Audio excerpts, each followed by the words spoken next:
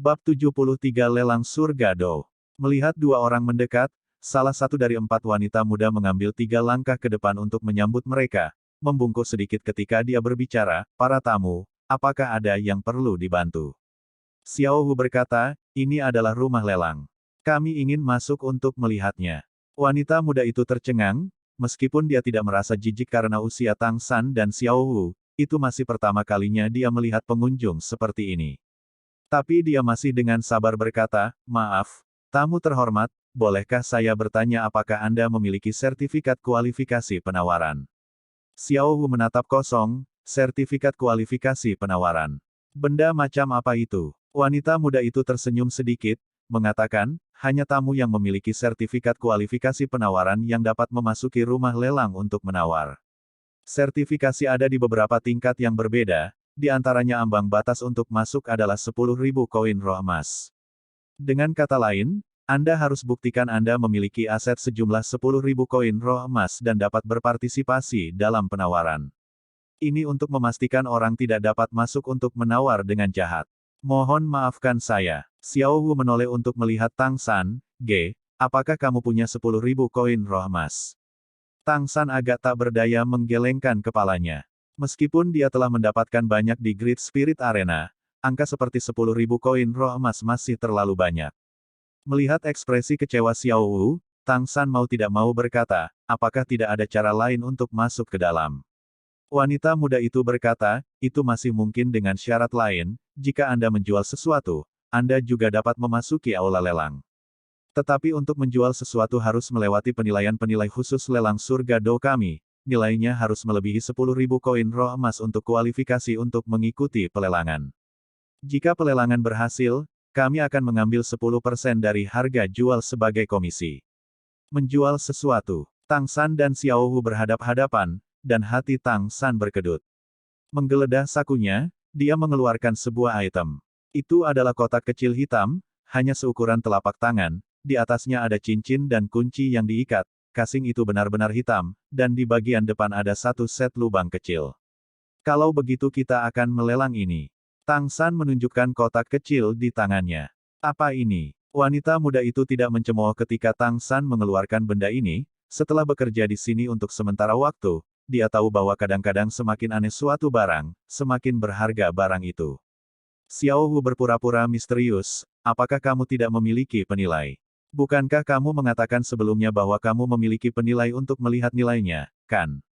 Wanita muda itu menyadari bahwa ini melampaui dirinya, dan buru-buru mengulurkan tangan mengundang. Silakan ikuti saya. Sambil berbicara, dia mulai berjalan ke rumah lelang dengan langkah kecil. Di dalam rumah lelang tidak ada perasaan kemegahan yang mulia. Lantainya terbuat dari marmer putih susu, dan di semua dinding ada berbagai macam relief. Patung-patung relief tidak memiliki banyak warna, tampak sederhana dan terus terang, sangat elegan. Selain relief itu masih ada beberapa jendela pajangan di dinding. Di dalamnya diatur barang-barang seperti porselen atau baju besi dan semacamnya. Jika mereka tidak tahu tempat apa ini, Tang San dan Xiao Hu mungkin salah mengira itu museum. Wanita muda yang memimpin mereka sepanjang jalan bertindak sangat profesional, berhenti setiap 10 langkah atau lebih untuk membuat gerakan mengundang, secara akurat menunjukkan arah. Dia membawa Tang San dan Xiao Hu langsung ke sisi empedu, di mana papan dengan kata-kata, penilaian. Tergantung di atas sebuah ruangan. Di dalam ruangan ada deretan meja, di belakangnya berdiri 8 penilai berjubah hitam, semua dari berbagai usia, buru-buru menilai beberapa barang. Wanita muda itu berkata kepada Tang San dan Xiao Wu, ini adalah ruangan untuk penilaian biasa. Jika boleh, saya akan merepotkan Anda para tamu mengenai karakteristik barang tersebut. Saat berbicara, dia membawa keduanya ke penilai di sebelah kiri, menyerahkan kasing kecil. Penilai nomor 1, saya akan merepotkan Anda. Kedua tamu ini ingin melelang barang ini. Penilai secara tidak sadar menerima kotak logam itu. Saat tatapannya tertuju padanya, dia segera menunjukkan ekspresi heran, membalikkannya untuk melihat sambil berkata, maafkan ketidaktahuan saya, bolehkah saya bertanya apa ini? Pembuatannya sangat rumit, tetapi saya tidak tahu aplikasi apa itu, memiliki. Tang San tersenyum sedikit, berkata, saya menyebutnya powder shooting shadow, itu semacam senjata. Senjata. Penilai itu bahkan lebih heran, Ini adalah pertama kalinya dia melihat senjata yang begitu halus. Awalnya dia masih memandang rendah Tang San dan Xiao Wu hanya sebagai sepasang pemuda, tetapi sekarang penghinaan itu menghilang, apakah mungkin untuk melihat demonstrasi? Di sini, Tang San mengambil powder projecting shadow dari tangan penilai, barang saya beracun. Saya khawatir ini bukan yang terbaik. Mendengar kata, beracun, bukan hanya penilai di depan mereka yang memperhatikan. 7 penilai ke samping tidak bisa menahan pandangan ke arah mereka, ekspresi mereka dipenuhi dengan keheranan. Penilai nomor 1 agak malu berkata, jika Anda tidak dapat membuktikan efeknya, tidak ada yang bisa kami lakukan untuk menetapkan harganya. Rumah lelang kami memiliki area khusus yang didedikasikan untuk menguji senjata, haruskah kami pergi ke sana untuk melihatnya?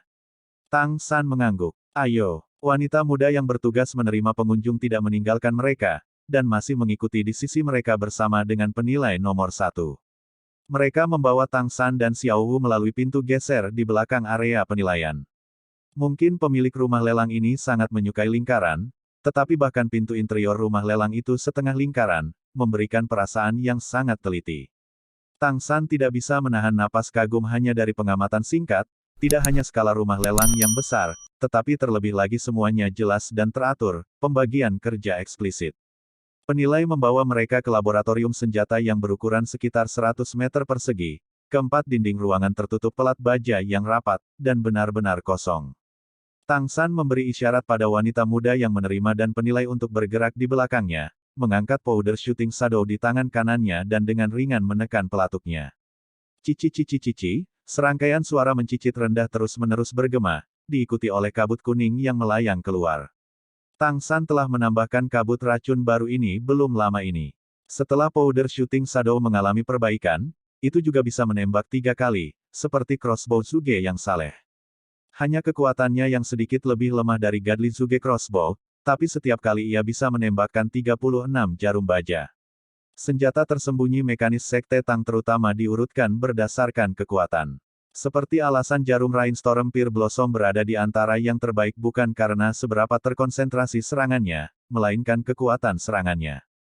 Kekuatan serangan Godly Zuge crossbow sudah menakutkan, 3 kali lipat dari powder shooting shadow.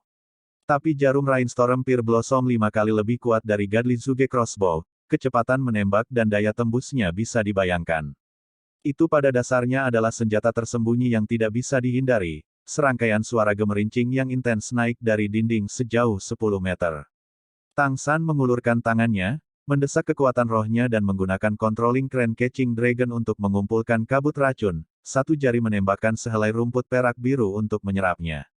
Dia menunjuk ke dinding yang berlawanan, tolong. Penilai dengan cepat berjalan ke depan.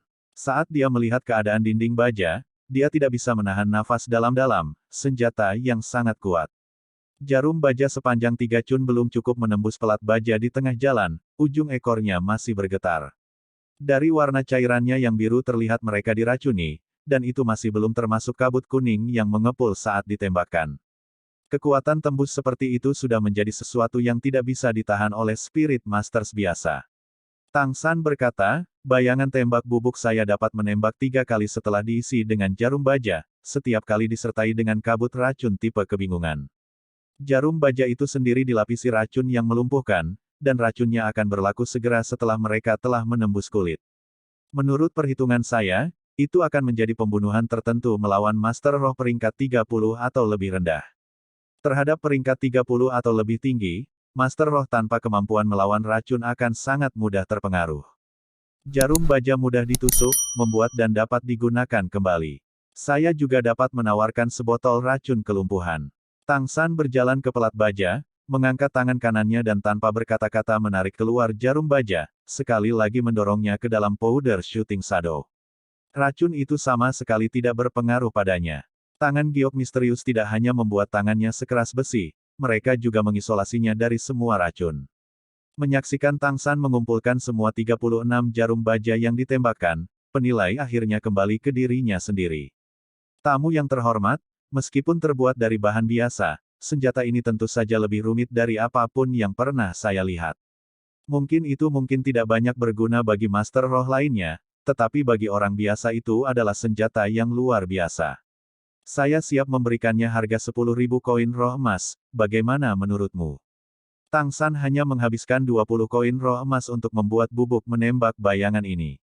Tentu saja, itu hanya biaya material. Di seluruh benua Douluo, dia adalah satu-satunya yang memiliki keahlian untuk membuatnya.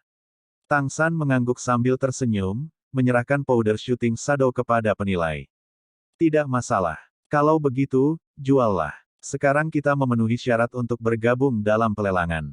Wanita muda penerima di samping buru-buru berkata, tentu saja. Lelang kami berjalan terus-menerus selama 24 jam sehari. Semua lelang dilakukan di jantung aula. Silakan ikuti saya. Barang Anda akan segera muncul untuk dilelang. Saya pertama-tama akan membawa Anda untuk menangani prosedurnya. Prosedurnya tidak rumit, hanya menyiapkan kartu koin roh emas dengan bank afiliasi rumah lelang. Melalui bank ini Tang San bisa mendapatkan harga yang sesuai setelah barangnya terjual dan komisinya dipotong. Dia juga bisa mengajukan penawaran, dengan syarat dia tidak bisa melebihi dananya di bank. Pada saat yang sama, wanita muda penerima memberi pasangan itu pengenalan sederhana tentang aturan di sini. Sebagai rumah lelang terbesar di Heaven Door Empire, adalah mungkin untuk menawar barang apapun di sini.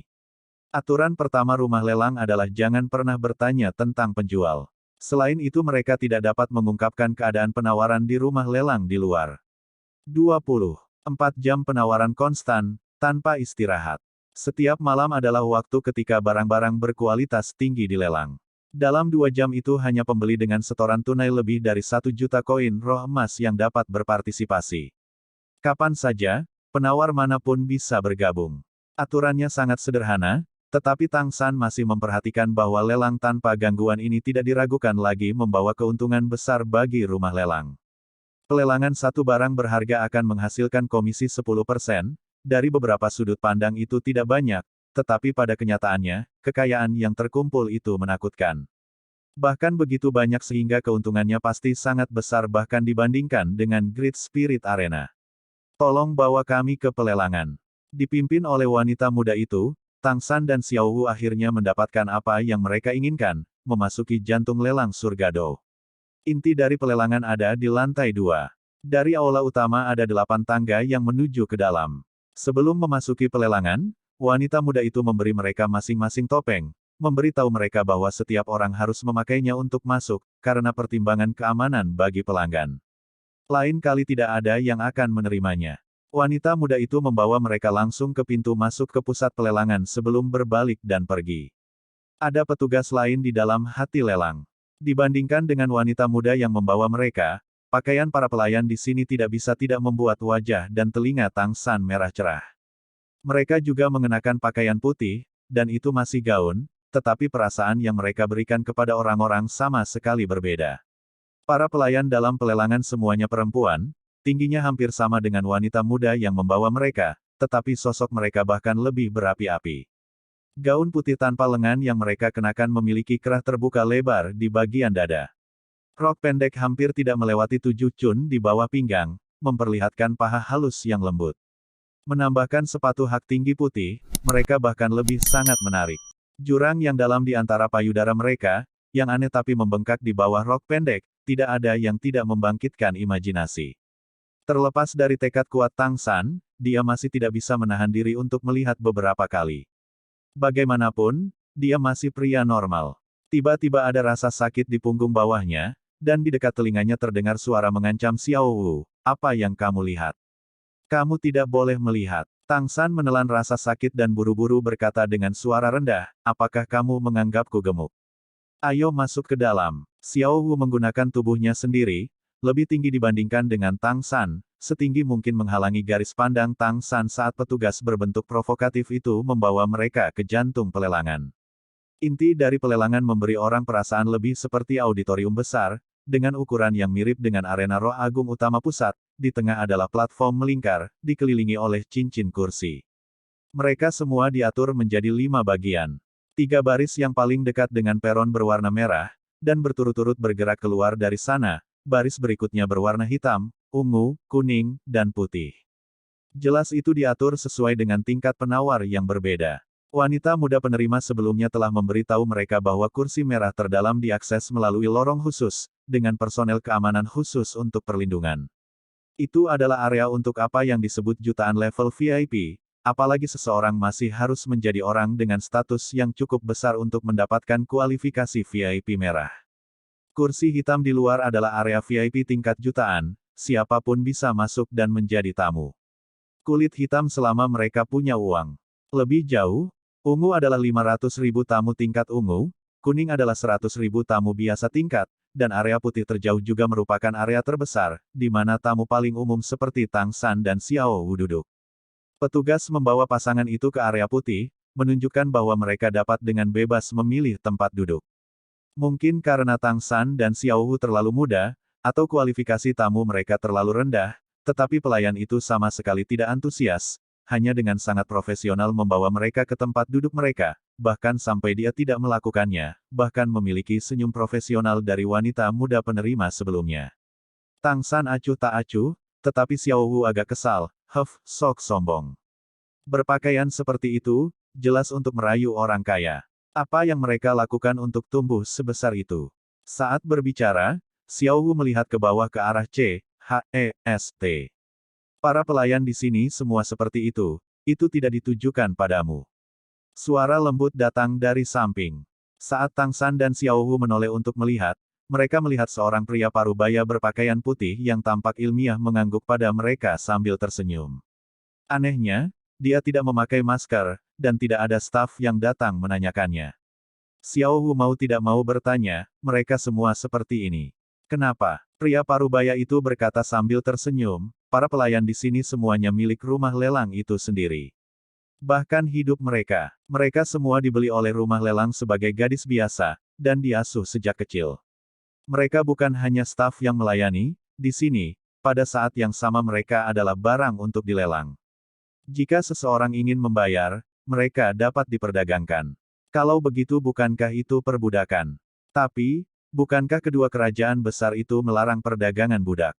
Tang San berkata agak heran. Pria parubaya itu tersenyum dengan tenang, berkata, ada banyak orang yang tidak berdaya di dunia ini.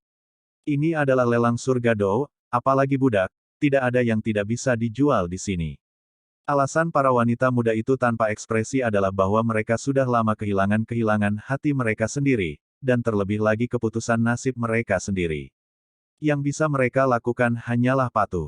Meskipun mereka cantik, mereka tidak memiliki jiwa mereka sendiri. Saya hanya bisa menggambarkan mereka sebagai menyedihkan. Mendengarkan pria parubaya itu berbicara, ekspresi wajah Xiao Wu berangsur-angsur berubah. Jika dia membenci pelayan cantik berpakaian minim itu sebelumnya, maka sekarang hatinya dipenuhi dengan belas kasihan. Berapa harganya? Xiao Wu bertanya. Pria parubaya itu sepertinya melihat melalui niatnya, kamu ingin membelinya dan memberi mereka kebebasan. Itu hanya tragedi lain. Xiao Wu bingung bertanya, kenapa? Selain melayani pria, pelayan itu tidak memiliki keterampilan bertahan hidup. Bahkan jika Anda membelinya, dengan penampilan mereka akhirnya akan jatuh ke tangan pria. Nasib mereka akan lebih menyedihkan. Mereka tidak memiliki jiwa. Nada bicara pria parubaya itu agak tidak berdaya. Dia tampak membawa dirinya dengan suasana tertentu yang sangat mudah membuat orang lain merasa akrab dengannya. Saat ini tidak banyak penawar di pelelangan, dan hanya 1/5 dari kursi yang digunakan.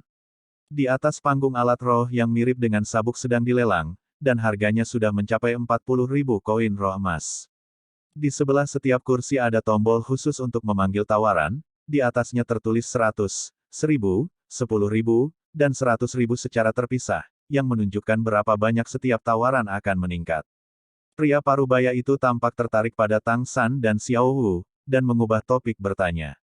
Datang ke pelelangan begitu mudah, apakah ada sesuatu yang ingin kamu beli? Xiao Wu berkata, kami tidak membeli, kami menjual. Pria parubaya itu tersenyum, menjual barang, ya. Saya tidak akan berpikir bahwa seseorang semuda Anda akan menjual. Xiao Wu berkata, siapa bilang kamu tidak bisa menjual jika kamu masih muda?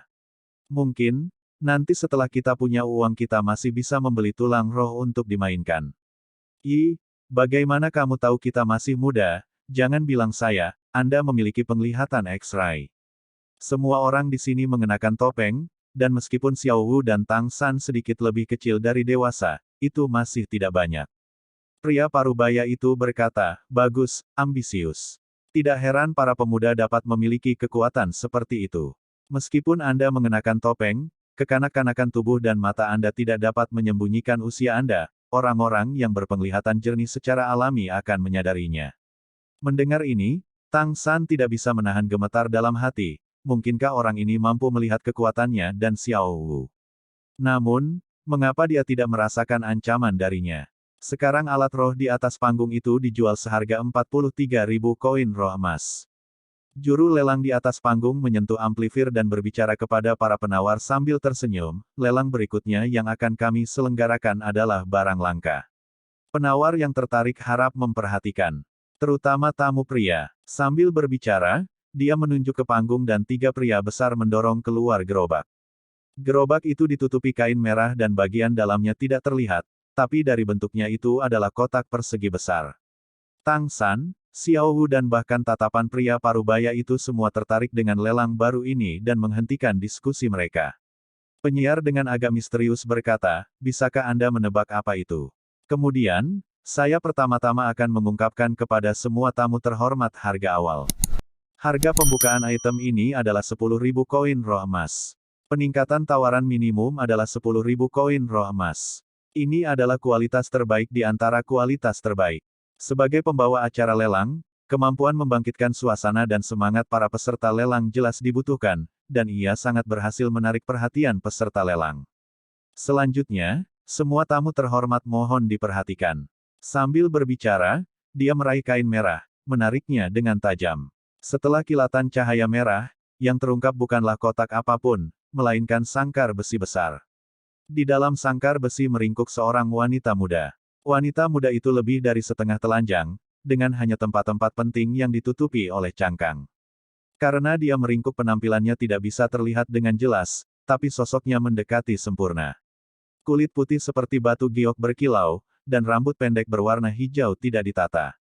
Mungkin para tamu terhormat mungkin merasa aneh bahwa gadis seperti itu benar-benar memiliki harga pembukaan yang tinggi, sama dengan harga untuk wanita cantik yang dilatih oleh rumah lelang kami selama bertahun-tahun. Luar biasa dia. Sambil berbicara, penyiar mengeluarkan tongkat dari suatu tempat, menusukkannya ke dalam sangkar besi dan dengan ringan mendorong rambut hijau pendek di sisi kepala wanita muda itu, memperlihatkan telinganya. Itu bukan telinga manusia, tapi telinga runcing kecil yang mirip dengan telinga kucing. Di bawah dorongan ringan dari tongkat, telinga menjadi sedikit merah. Itu benar. Kamu tidak salah. Ini adalah wanita kucing yang langka. Ketika rohnya terbangun, tubuhnya mengalami variasi, memiliki bentuk seperti kucing, matanya satu biru dan satu hijau, min yang unik, dan ada bahkan ekor yang panjang. Dia menggunakan tongkat untuk memukul pantat wanita muda itu, dan dia berteriak dan berbalik, memperlihatkan ekor kucing putih yang tersembunyi di depannya. Orang bisa mengatakan bahwa dia adalah keberadaan yang unik dan tak tertandingi di benua.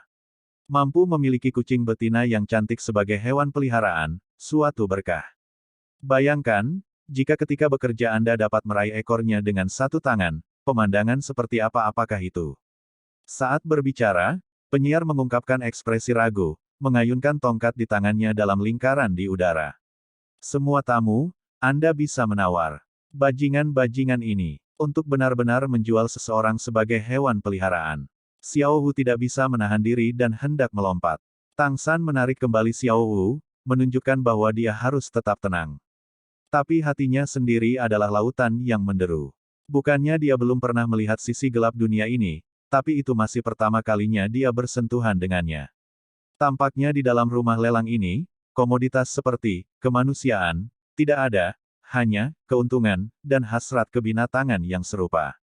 Cahaya redup berkedip, dan mata Tang San mengungkapkan aura sedingin es, bersandar di kursinya dan diam-diam mengamati. Dia adalah orang yang cerdik, dan secara alami mengerti bahwa dia dan Xiao Wu tidak dapat mengubah semua yang terjadi. Bahkan jika mereka benar-benar dapat menyelamatkan wanita kucing ini, setelah itu mungkin masih ada wanita macan kumbang dan wanita harimau, bagaimana mereka bisa segera bergegas tanpa penundaan setiap saat. Guru berkata bahwa rumah lelang adalah tempat yang penuh dengan peluang dan kotoran, sepertinya dia benar. Tangan Xiao Wu memegang tangan Tang San sepanjang waktu, tanpa bersantai.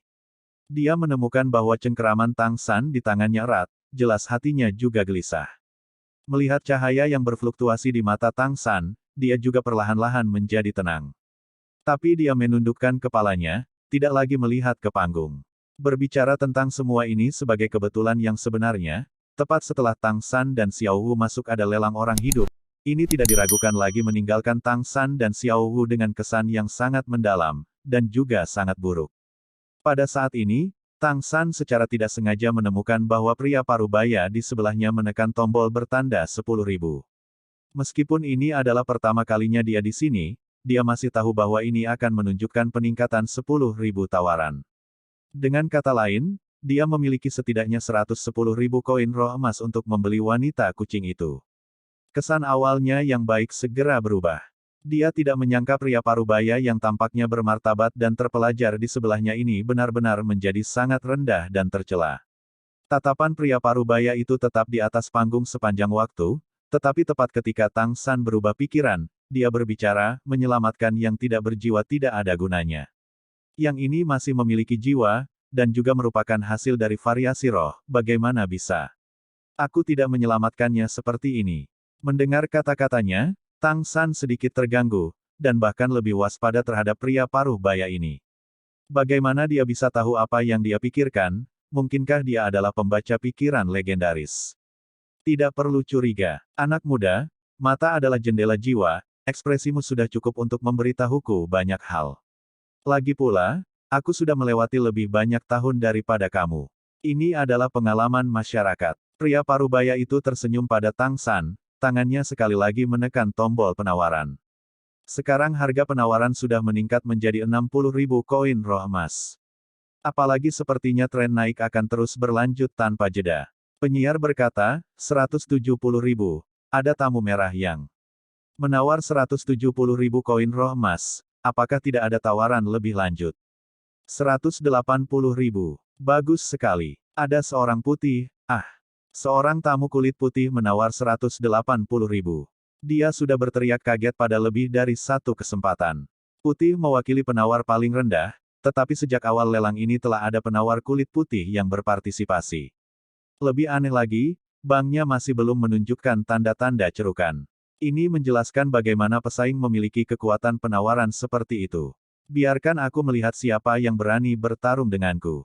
Seorang lelaki tua di area merah paling depan berdiri dengan tajam, matanya menyapu area putih di belakang.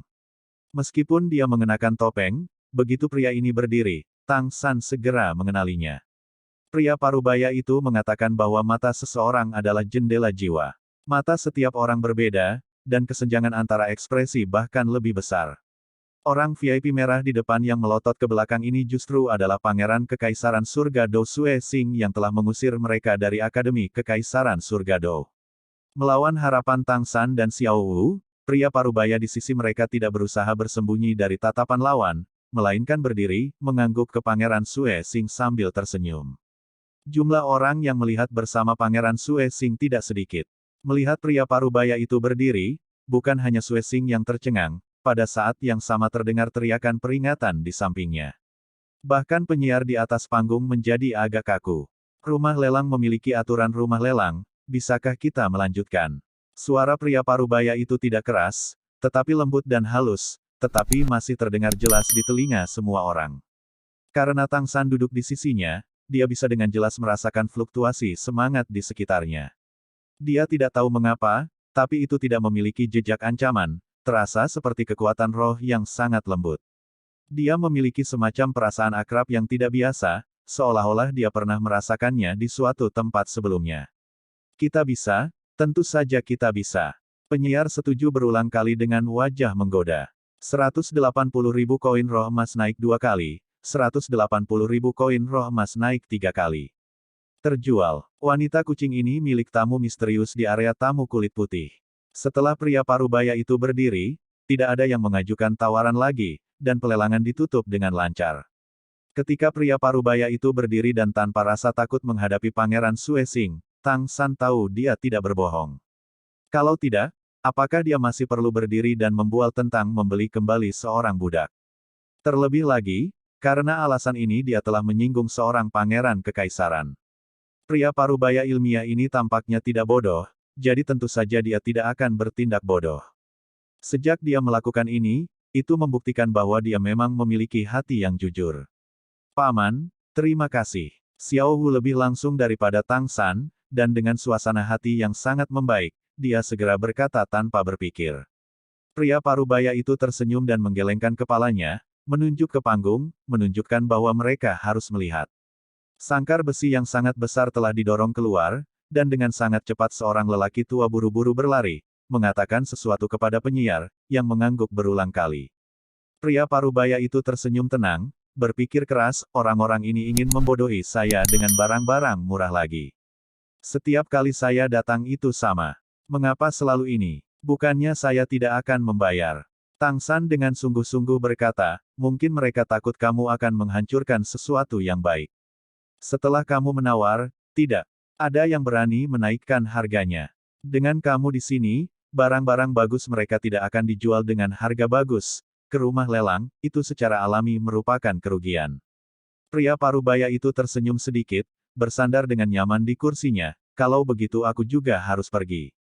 Perjalanan ini masih bermanfaat. Jika kamu tertarik, kamu bisa ikut denganku untuk melihat wanita kucing itu nanti. Bagus. Xiao Wu setuju tanpa ragu sedikit pun. Dia tidak sesederhana kelihatannya, dia benar-benar ingin melihat bagaimana pria parubaya itu akan memperlakukan gadis kucing itu, agar merasa lega. Pria parubaya itu berkata, kalau begitu kita akan melihat item terakhir, dan langsung pergi.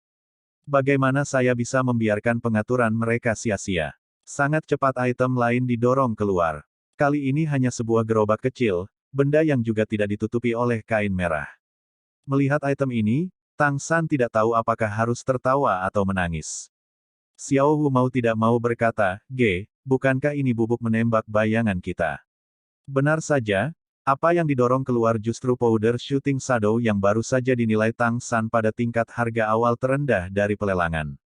Tentu saja, apa yang disebut harga awal terendah ini sudah menjadi jumlah yang cukup besar bagi orang biasa. Bayangan tembak bubuk, nama yang bagus. Pria parubaya itu tersenyum pada Tang San. Tang San mengira dia melihat sesuatu di matanya, tetapi tidak bisa melihatnya. Di atas panggung, penyiar membuat perkenalan. Barang selanjutnya yang akan dilelang adalah senjata yang dianggap paling canggih oleh para penilai. Tamu terhormat tidak hanya melihat ukurannya yang kecil, kekuatannya sangat menakjubkan. Sambil berbicara, penyiar mengambil powder shooting shadow dari nampan, penilai kami juga tidak tahu bagaimana senjata ini dibuat, namun, begitu digunakan, ia dapat langsung meluncurkan 36 jarum baja. Jarum baja ini mampu menembus pelat baja setebal 1 cm dalam jarak 15 meter, dan terlebih lagi dicelupkan ke dalam racun yang melumpuhkan. Ketika jarum baja diluncurkan, ada juga penyembunyian kabut tebal. Itu adalah senjata pelindung yang langka. Secara keseluruhan itu bisa diluncurkan 3 kali. Jika digunakan dengan tepat dalam pertempuran, itu dapat dengan mudah mencuri kemampuan bertarung lawan. Wajah pria parubaya di sisi Tang San berubah. Orang-orang ini benar-benar memilih sesuatu yang aku suka. Teman-teman kecil, apakah senjata ini milikmu?